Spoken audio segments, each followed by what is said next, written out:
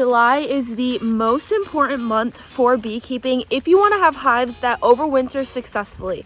So today I'm going to give you my 5 must-dos for this month if you want to have hives that actually make it through the winter. Come on.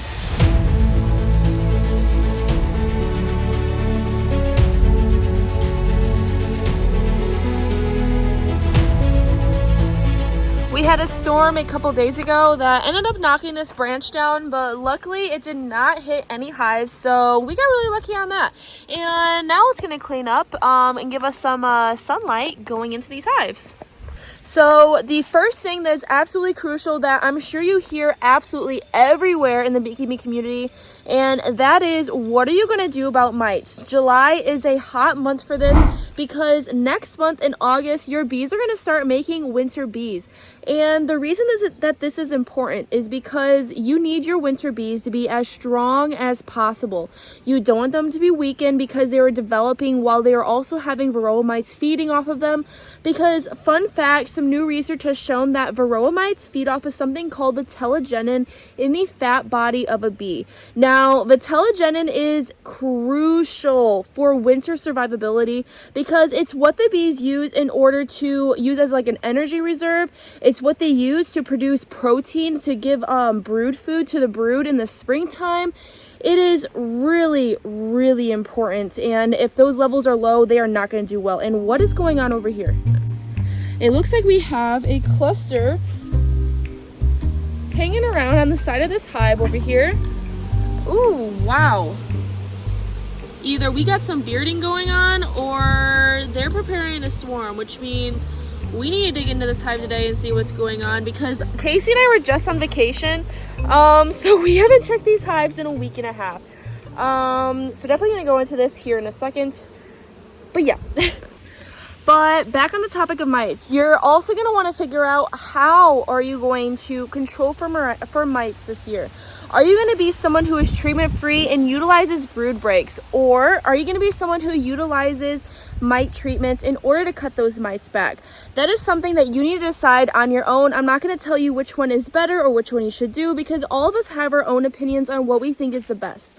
So the only thing I can do is tell you what I have done in my own experiences and what I have chosen to do going forward. So in the past, I've always been somebody who has treated for the last 3 years.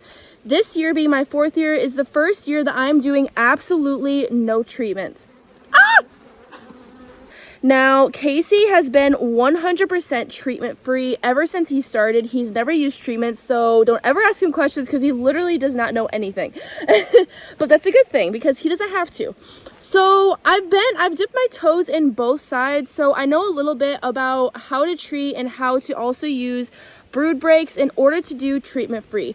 Now, what I've noticed with using treatments is when you are trying to control for mites, you're not going to kill them all. And in fact, it's more of something that's just going to cut them back unless you're utilizing them at least like every other month.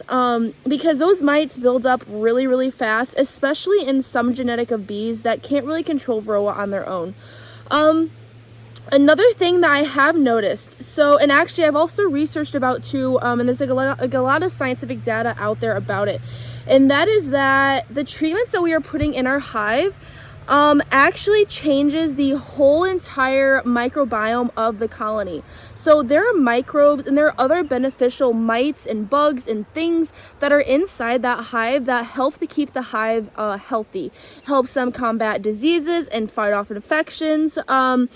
And when you don't have those, the bees become susceptible to that. It's the same way for whenever we take antibiotics and it kills all of our gut microbes. It makes us more liable to get sick because we don't have that instant defense from our immune system. Well, the inside of a hive works the exact same way for the bees. Including their propolis. It's very, very important to help keep them healthy. So what I've noticed whenever I've used treatments is they always seem to appear kind of sick afterwards. I used formic last year right around this time in July, and it did cut the mites back, which is what I wanted, but the bees appear to be pretty sick afterwards. And on top of that, formic also has been known to cause a little bit of issues with the queen and the brood. It was in the temperature range that is on the package of what you're supposed to be in, but it still burned a lot of my brood and pretty much made them go through a broodless period. And the queen had to completely start over from scratch, and she didn't really lay for around like a week to 2 weeks because of it. It really halted that. So I wasn't really a fan of that either. So going forward, the only really treatment that I've found that is the least harsh on the bees and doesn't really seem to make them sick is oxalic acid. Now I don't know how it affects the microbiome of the hive. I'm sure it would still affect it in the same way. But yeah, that's just a little bit of info. Now, if you're going to do a brood break, this is the critical time that you're going to have to do that if you're wanting to do treatment free, because you want the bees to be able to build up and be strong enough going into winter, and you want them to build up and be strong enough to hit the next flow, the fall flow. So if you're going to do a brood break, you're going to want to do it right now, and I will explain how you do this at the end of the video. So make it through the whole entire thing and I'll tell you exactly how. Okay, so number 2 thing that you need to think about for July is, are you going to be requeening this year? If so, this is the time that you want to do it. The flow has slowed down and the bees it's now after the summer solstice. Actually, it was just a couple days ago on June 21st. And the reason that this is super important is because the summer solstice is what signals the bees to start thinking about winter time. So now every single hive in this yard is now thinking, okay, how do we prepare for winter? How do we have enough food? How do we have enough bees? How do we make sure we're set up the best way possible so that we make it through? And the summer solstice is what signals this. The bees work off of the sun, and that is how they know. So if you're going to requeen this year, this is something that you're going to want to kind of utilize in your back pocket, because something that I've always noticed is when you requeen after the summer solstice and she's mated after the summer solstice, this causes a sort of stress response in the bees, because this brand new queen was born into the time where they're already thinking about winter time, and they're like, oh my gosh, we need a queen. We need to have her laying. We need to start preparing. Where's our queen? Where's our eggs? So the moment she can start laying, they push her to lay heavy, and they make her build up really fast. So the reason why, if you're wanting to requeen, now's the time to do it, is because you just got that big, huge flux from the queen in the springtime where she was laying heavy after the winter. Well, now you can get another big boost from a queen that is post-summer solstice mated, that will lay really heavy and build up to your hive, so you have high hive numbers going into winter, because that is something that is really important, because they need to be able to have a large enough cluster to keep the hive warm and to be able to take care of all the brood that they're wanting to make in the springtime so they can build up well.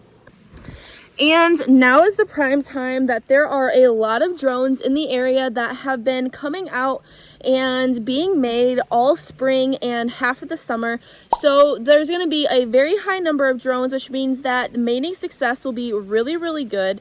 And by requeening now, you're going to have a really strong queen going into wintertime, which is also something that is super important. And you want all of your bees and your queen. For some reason, I don't know what exactly it is, but I have noticed that the bees tend to work a little bit better when they are all of the same, they're all from the same mother. So when all of the bees came from that queen, they all seem to kind of communicate better and they work through the winter a lot better.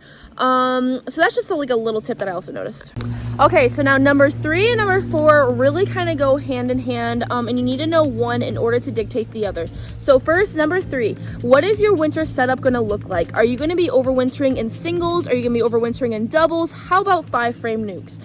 Casey and I like to overwinter in 5-frame double-story nucs, and the reason for this is that the bees, they always tend to go up in the wintertime, and it's really hard for them to go across frames. So when they can just keep in that cluster and just move up to get honey, they end up working out a lot better, and bees also perform better in a smaller space. So once spring hits, they explode, like really explode. You guys even saw Viplidu. She was over here. I'll link to, or I'll cut to a video of her when she was at her prime. Right now she's going through a little bit of a brood break, and we broke her down into some nucs. But she started off in a double-story 5-frame nuc, which we then ended up slowly expanding her into a 3 stack of 10 frames per box, so 30 frames. So she expanded crazy fast, and that's because, again, bees perform better in a smaller space. Now, if you're overwintering in like a single or a double deep, the reason why I'm saying that you need to start thinking about that now is because the bees are going to look at how much space they have, how much honey they have, and that is how they're going to dictate how big they are going to grow and how big they're going to make their cluster. By the time wintertime comes around, the bees are really smart, so they're really, really good at timing, and especially if they've been in your area for a long time, they know how the seasons are, they know how long their pollen and their nectar flow is, they know when winter's gonna come. They can sense things before even we can. So having them in their final destination for the wintertime right now is really, really important so that they can plan ahead. Now, how I just mentioned that the amount of honey they have in their hive is what helps them dictate how large their cluster is going into winter. This leads to my fourth thing that you need to pay attention to this July. And everyone does it a little bit differently, but for the way that I do it and that I find to work the best is I want to pull off any honey that I'm pulling off this year right now. I don't like to do it later in the year because otherwise the bees are looking at all this food and they're thinking, okay, we have all this excess food, we're going to be fine. Everything's a-okay. And then all of a sudden in August or September, you pull their food and they're like, whoa, we have nothing now. And so you're trying to feed them as fast as possible. And even then, that's just a whole entire mess. So I've found what works the best, at least for me, is to pull off all your honey in July and then leave them whatever else they make throughout the rest of the year. Because the bees had a really nice flow in the springtime, so you're going to get a really good cut anyways. And that last bit of the fall flow, they do say doesn't necessarily taste the best, to each their own.